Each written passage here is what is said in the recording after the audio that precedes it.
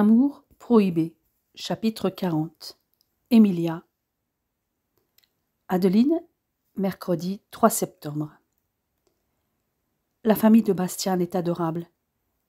Je me sens très proche d'Emilia, qui est juste de 2 ans plus âgée que moi. Elle m'a confié avoir fait une fausse couche à la fin de 1946, à environ 3 mois de grossesse, et être de nouveau enceinte depuis peu. Bien entendu, elle a peur de perdre une nouvelle fois son bébé. Je tente de la rassurer. Ce n'est pas parce qu'elle a fait une fausse couche la fois précédente que ce sera le cas cette fois. Elle est souvent due à une anomalie de l'embryon et ne se reproduit pas systématiquement. Manfred est au courant que tu es enceinte ? Oui, je lui ai annoncé la semaine dernière. D'accord. Cependant, j'ai vu que tu fumais, et j'ai constaté dans ma pratique une fréquence plus importante de fausses couches chez les femmes qui fument. Donc, je te conseille d'arrêter. Idem pour l'alcool. Connais-tu ton groupe sanguin et ton rhésus ainsi que celui de ton mari ? Ça ne me dit rien. Demande à ton père ou à Stéphane de faire réaliser une prise de sang pour toi et Manfred pour éliminer une incompatibilité fœto-maternelle qui se produit si la femme est de rhésus négatif alors que son époux est de rhésus positif. Manfred arrive à ce moment-là. Je me permets de lui poser la question. Mais il a beau être professeur de biologie, il ne connaît pas son rhésus. Cependant, il voit où je veux en venir. Est-ce que tu as déjà été examinée depuis que tu as découvert que tu étais enceinte ? Non, pas encore.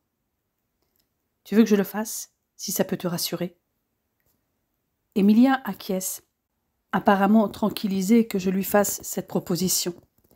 Je vais donc chercher mon matériel qui ne me quitte jamais. Bastian me voit passer dans un sens, puis dans l'autre, muni de ma petite mallette de sage-femme. Il me regarde étonné, et je le gratifie au passage d'un baiser. Je t'expliquerai. Et je rentre dans la chambre qu'occupent Emilia et Manfred. Je commence par poser quelques questions à ma belle-sœur, comme la date de ses dernières règles. Elle me dit avoir saigné pour la dernière fois le 9 juin. Quand je la questionne sur une éventuelle prise de poids, elle ne peut me répondre avec certitude.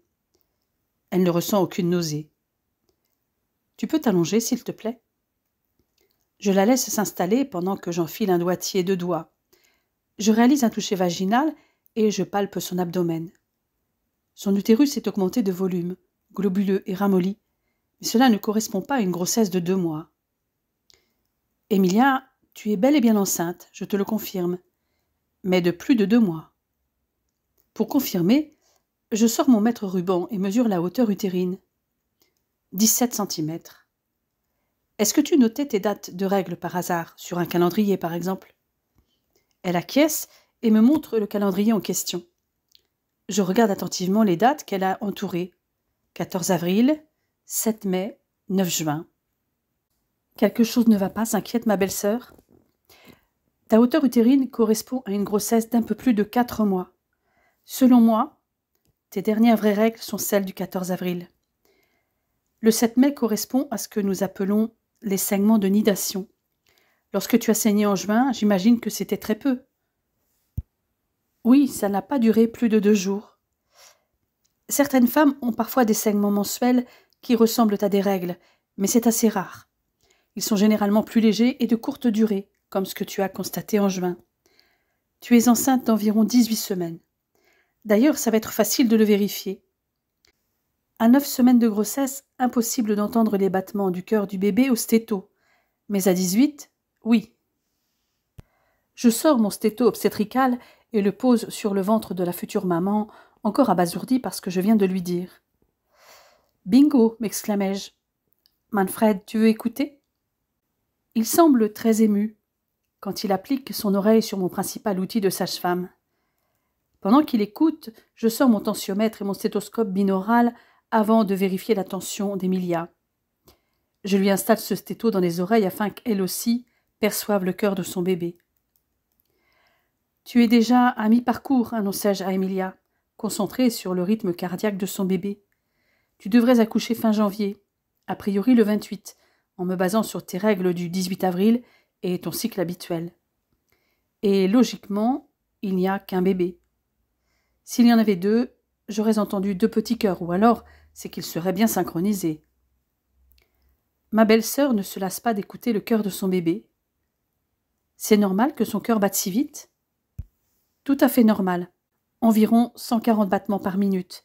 Mais là, il faut que je prenne attention et j'ai besoin de mon stéto. Tu demanderas à ton père ou à ton frère de t'en ramener un, lui dis-je en riant. Je vérifie la tension d'Emilia, puis ses membres inférieurs à la recherche d'œdème. Tout va bien. À partir de maintenant, fais-toi surveiller. Tu as 2 médecins dans la famille, profites-en. Et n'oublie pas de faire des analyses biologiques, à commencer par ton groupe et ton rhésus, puis vérifier si tu as du sucre ou de l'albumine dans les urines. Bref, tous les examens sanguins et urinaires préconisés en Allemagne qui, je pense, sont les mêmes qu'en France. Ma belle-sœur et son mari opinent du chef à mes suggestions. Et toi, Manfred, si jamais Emilia est de rhésus négatif, il faudra faire vérifier le tien. S'il est positif, tu échapperas à la prise de sang, précisai-je avec un sourire. Je les laisse tous les deux digérer la nouvelle et je retourne ranger mon matériel. Bastien s'est occupé de Thomas pendant tout ce temps. Que se passe-t-il, me demande-t-il intrigué. Rien de grave, mon amour. Un problème très féminin. Je pense que tu en sauras plus ce soir au dîner. En attendant, chut, fais comme si je ne t'avais rien dit. En fait, tu ne m'as rien dit, insiste-t-il. Ce n'est pas à moi d'annoncer ce genre de nouvelles, dis-je d'un air mystérieux en m'accrochant à son cou, mon corps épousant le sien.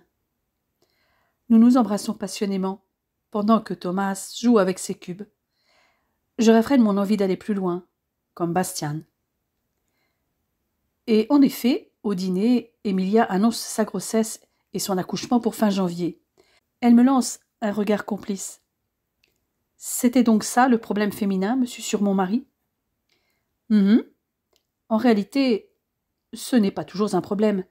Ça n'a pas été pour moi, et ça n'est pas non plus pour Emilia. Regarde comme elle est heureuse. Et Manfred aussi. La main de Bastien s'empare de la mienne, et la porte à ses lèvres me faisant frissonner. J'aurais aimé être là quand tu as découvert ta grossesse, et te voir avec ton gros ventre. Tu aurais été déçu pour le gros ventre, car ma grossesse ne se voyait pas beaucoup, pas avant 6 mois, et j'ai accouché avec près d'1 mois d'avance. Notre bébé voulait arriver pour mon anniversaire. J'ai hâte que tu sois enceinte de nouveau. Je crois qu'avec l'enthousiasme que tu mets à le concevoir, tu devrais obtenir satisfaction d'ici l'année prochaine. Un peu de patience, mon amour. Néanmoins, je préférerais que ça n'arrive pas avant que j'aie pris mes marques en région parisienne. Et j'aimerais accoucher chez moi plutôt qu'à la maternité, afin d'être sûre que Bastien sera auprès de moi, ce qui ne serait pas le cas si j'accouche en milieu hospitalier. Je n'ai pas envie qu'on m'empêche de voir mon fils et mon mari, pas envie non plus de rester hospitalisée pendant 10 à 12 jours, et pas envie qu'on empêche mon bébé de prendre le sein pendant 24 heures.